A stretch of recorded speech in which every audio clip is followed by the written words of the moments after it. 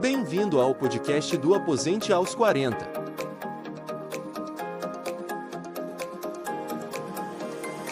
A casa da comunidade FIRE no Brasil. Acesse www.aposenteaos40.org e conheça mais. Bem-vinda a mais um episódio do podcast do UAU a 40. Feliz 2026. Hoje a gente vai mergulhar num dos tópicos, acho que mais esperados do ano pela comunidade de independência financeira no Brasil, a atualização daquele estudo da taxa segura de retirada, a famosa TSR. Isso mesmo, saiu material novo, quentinho lá do blog AO40. E a nossa missão aqui é desempacotar isso tudo. Basicamente, responder aquela pergunta que vale ouro, né? Quanto que daria para sacar do patrimônio por ano, corrigindo pela inflação, sem correr o risco de quebrar? A pergunta de R$1 milhão, literalmente. Exato. E o legal é que agora o estudo inclui os dados de 2025. Isso nos dá não só mas 2 períodos históricos completos de 30 anos para analisar. E olha, já adianto, os resultados são bem surpreendentes. Bastante. Levantam questões bem profundas, eu diria. Para a gente começar, vamos só recapitular. No ano passado saiu o primeiro estudo, que foi um marco, né? A primeira vez que a gente teve uma TSR oficial, digamos assim, calculada para o Brasil. Exato, ele cobria 30 anos do Plano Real, de 1995 até 2024. E qual foi o resultado principal daquela análise? Só para todo mundo ficar na mesma página. Bom, aquele estudo foi fundamental. Ele analisou várias carteiras, mas a de referência, que é inspirada no trabalho original do Bill Bendion lá nos Estados Unidos, é de 50% em Ibovespa e 50% em CDI Selic. A carteira 50-50. Clássica. Isso. Para essa carteira, a taxa segura de retirada, a TSR, ficou em 8,48%. O que isso significa na prática? Significa que, se alguém começou a viver de renda em 1995, essa pessoa poderia ter sacado 8,48% do patrimônio inicial logo no primeiro ano, corrigido esse valor pela inflação todo ano e, no final dos 30 anos, lá em 2024, ainda teria dinheiro na conta. Pelo menos R$1. Certo, 8,48%. Esse foi o número que todo mundo começou a comentar. Mas tinha um outro número também, né? Uma outra taxa, a PWR. Tinha. A taxa de retirada perpétua, a PWR. O objetivo dela é um pouco mais conservador. A ideia não é só não quebrar, mas terminar os 30 anos com o mesmo poder de compra que você tinha no início. Preservar o capital. E essa ficou em quanto? Essa ficou em 6,93%. É um número para quem pensa mais em legado, em deixar uma herança, por exemplo. Entendi. Então tínhamos esses 2 números na mesa. Mas o próprio estudo já vinha com um alerta bem grande, certo? Não era para sair aplicando 8,48% sem pensar. Um alerta crucial. Gigantesco. O ponto era, esse é um resultado histórico de um único período, não é uma profecia. E não é um período qualquer. O Brasil de 1995 para cá teve juros estruturalmente altíssimos, uma coisa que, você não vê em mercados desenvolvidos. E essa condição específica do nosso histórico acaba inflando em muito o resultado da TSR. Perfeito. É uma foto do passado, não uma garantia para o futuro. E é aí que a atualização deste ano entra em jogo. Exatamente. O estudo adicionou os dados de 2025. Com isso, a gente passa a ter uma nova janela de 30 anos para olhar, de 1996 a 2025. E que ano foi 2025, hein? Foi um ano e tanto. Ibovespa subiu quase 34%. Uau! O CDI continuou alto, na casa dos 14,5%, e a inflação deu uma boa aliviada, né? Caiu para 4,26%. Com números assim, a expectativa era que a TSR para esse novo período fosse ainda maior, né? A expectativa era exatamente essa. Retornos fortes, inflação contida, a matemática não perdoa. E a simulação confirmou. Para o período de 1996 a 2025, a TSR calculada saltou para 9,29%. Então a notícia é boa. A TSR oficial do Brasil subiu de 8,48% para 9,29%. Já dá para revisar o plano de aposentadoria para cima. Calma, ainda não. E esse é um ponto-chave da metodologia do estudo que mostra como ela é conservadora. A TSR de referência, a oficial, é sempre definida pelo pior período histórico já testado. Ah, então ela é o piso. É o piso que a história nos deu até agora.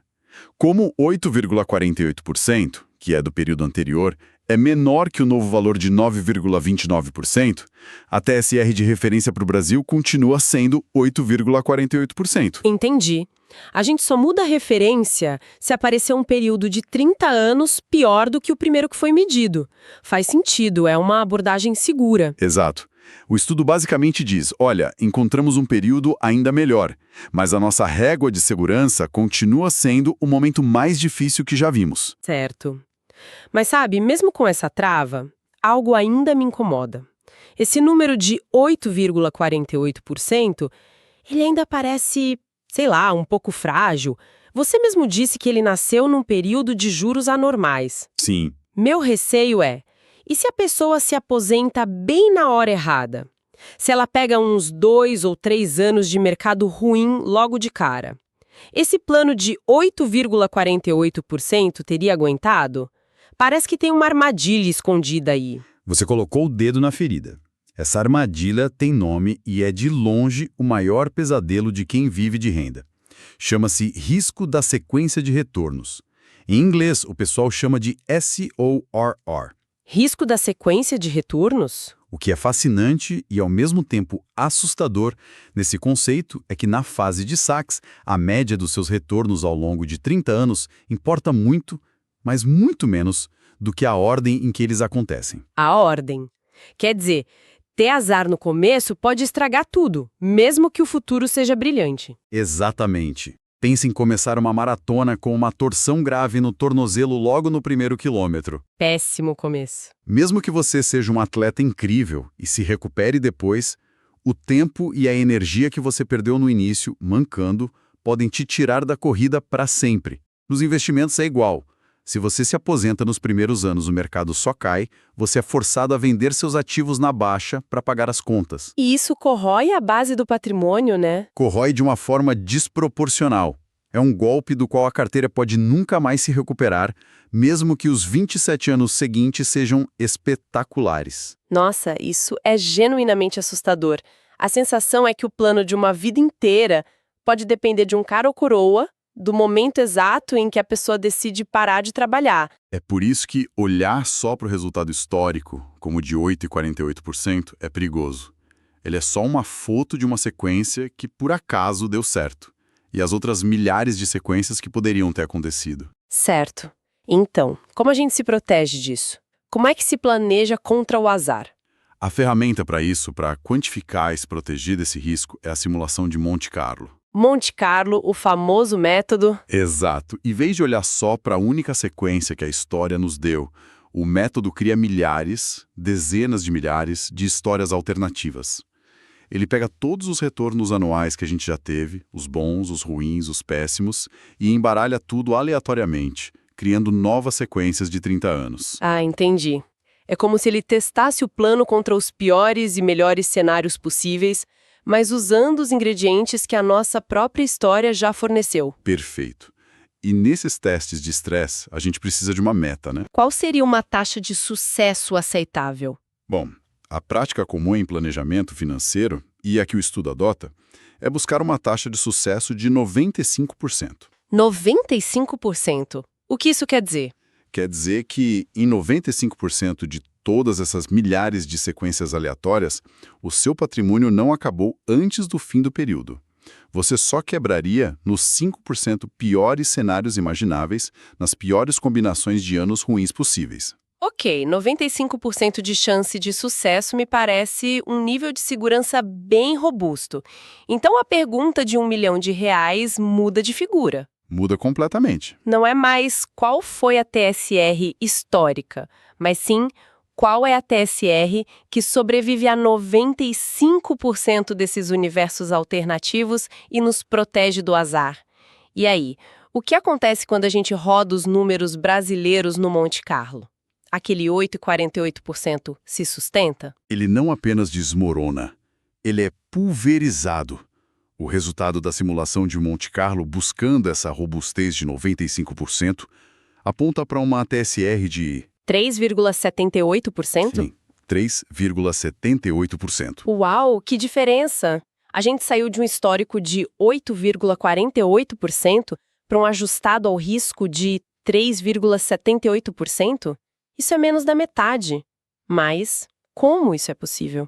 Esse número é mais baixo que a famosa regra dos 4% dos Estados Unidos, um país com retornos históricos bem menores que os do Brasil? Isso parece totalmente contraintuitivo. Sua reação é perfeita, porque ela expõe o paradoxo central dos dados brasileiros. E a resposta para esse paradoxo está numa palavra: assimetria. Assimetria? A simulação de Monte Carlo não entrega só o número, ela nos mostra um mapa de todos os resultados possíveis. E o mapa brasileiro é selvagem. Selvagem como? O que esse mapa mostra? Vamos olhar para a distribuição dos resultados. Nos 5% piores cenários, o chamado P5, você quebra. O patrimônio vai a zero, o risco é real e está mapeado. Ok, o risco de ruína. Agora, é quando a gente olha para o outro lado que o queixo cai. No cenário mediano, o P50, aquele que está bem no meio de todos os resultados, o seu 1 milhão inicial, Do qual eu saquei 3,78% ao ano. exato, corrigido pela inflação, ele não só sobrevive, como termina os 30 anos valendo mais de 26 milhões de reais. 26 milhões? Partindo de 1 milhão e ainda fazendo saques anuais? Isso parece loucura. E fica mais impressionante. Se a pessoa tiver um pouco mais de sorte e cair no percentil 75, ou seja, em um de cada 4 cenários possíveis, o patrimônio final ultrapassa 58 milhões de reais. Meu Deus. E nos 5% melhores cenários, as sequências mais espetaculares, o patrimônio pode explodir para mais de 170 milhões de reais. Ok, agora eu acho que eu estou começando a entender. A taxa de 3,78% é tão baixa não porque os nossos retornos são ruins, mas porque a volatilidade e a dispersão deles são gigantescas. Exatamente. Ela é calculada para sobreviver a um apocalipse financeiro que acontece em 5% das vezes, mas nos outros 95% dos casos, ela leva a um enriquecimento absurdo. Exatamente. Essa simetria é uma característica clássica de mercados emergentes como o nosso. A gente convive com períodos de boom e bust, de crises profundas e recuperações explosivas.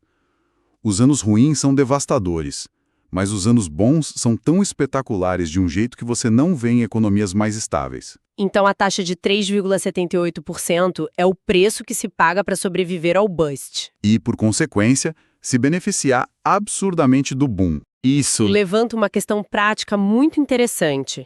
Se alguém adotar essa taxa de 3,78%, a chance de terminar com muito, muito mais dinheiro do que começou é altíssima. Mas, e se para isso a pessoa tiver que viver uma aposentadoria super frugal, contando moedas enquanto o patrimônio cresce sem parar na conta? Essa é a pergunta fundamental que o estudo nos força a fazer. Não existe um risco de ser conservadora demais, de sacrificar a qualidade de vida hoje por uma herança gigantesca que talvez nem seja o objetivo principal? Exato. E a resposta para isso não está nos números, mas nos objetivos de vida de cada um. O estudo não dá a resposta. Ele te dá o cardápio com os preços. Ele revela o trade-off central do planejamento de aposentadoria. Certo. Então, vamos amarrar as pontas para quem está nos ouvindo? A gente tem, de um lado, a TSR histórica, que continua em 8,48%, que é uma foto do passado, e do outro, A TSR ajustada ao risco via Monte Carlo, que nos aponta para 3,78%. qual é a conclusão prática disso tudo? A conclusão é que não existe um número mágico. O que existe é uma escolha consciente sobre qual risco correr. Se alguém opta por uma taxa mais alta, perto de 6% ou 7%, essa pessoa está, na prática, comprando tempo. Como assim comprando tempo? Consegue se aposentar 5, talvez 7 anos antes. O preço dessa escolha é conviver com um risco pequeno, mas real e persistente, de quebra financeira se uma sequência de retornos muito ruim acontecer. E a outra opção? Se a pessoa opta por uma taxa mais baixa, como os 3,78%, ela está comprando segurança, tranquilidade, a quase certeza de que o plano vai resistir à pior das tempestades e, muito provavelmente, vai permitir deixar um legado financeiro enorme. E o preço dessa escolha? É tempo. Provavelmente vai ter que trabalhar por mais alguns anos para acumular um patrimônio maior que sustente essa retirada menor. A grande sacada do estudo não é dizer use 3,78%, mas sim entenda que você está escolhendo entre tempo e segurança. E aqui estão os números para te ajudar a quantificar essa decisão. Fantástico! É uma perspectiva muito mais madura do que simplesmente procurar por uma regra. O estudo te dá as ferramentas para que cada um defina sua própria regra com base no que é mais importante. Para quem quiser se aprofundar nesses números, ver os gráficos, as tabelas, o post completo está no blog aposenteaos40.org. Vale muito a pena a leitura. É um material bem denso e muito bem feito. E claro, o primeiro passo para saber o quanto se precisa ter acumulado e qual TSR faz sentido para cada realidade é ter um controle claro dos seus gastos e ganhos. Sem isso, não tem planejamento que funcione. E a gente recomenda que isso seja feito no nosso remodelado e ampliado Fire Dash. Ele agora tem um módulo de orçamento completo e continua sendo totalmente gratuito. Confira lá e até a próxima.